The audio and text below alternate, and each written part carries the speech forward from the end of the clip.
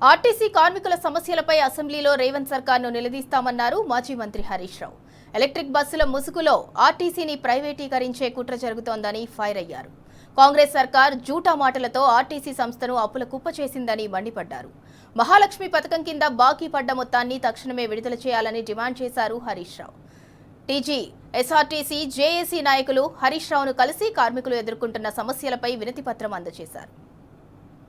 Zero ticket అమలు కోసం ప్రతి నెల 350 కోట్లు చెల్లిస్తామని చెప్పిన ప్రభుత్వం ఇప్పుడు అరకొర నిధులు చెల్లించి చేతులు దులుపుకోవటం శోచనీయమన్నారు.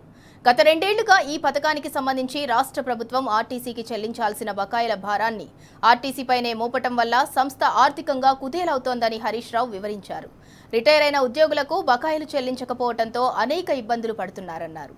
ప్రభుత్వం ఆర్టీసీపై సవితి తల్లి ప్రేమను చూపించకుండా తక్షణమే 2804 కోట్ల బకాయిలను విడుదల చేసి తన చిత్తశుద్ధిని నిరూపించుకోవాలన్నారు హరీష్ రావు. కార్మికుల సమస్యలను రాబోయే అసెంబ్లీ సమావేశాల్లో లేవనెత్తి ప్రభుత్వం మెడలు వంచైనా పరిష్కారం దిశగా చర్యలు తీసుకునేలా పోరాడుతామని హరీష్ రావు స్పష్టం చేశారు.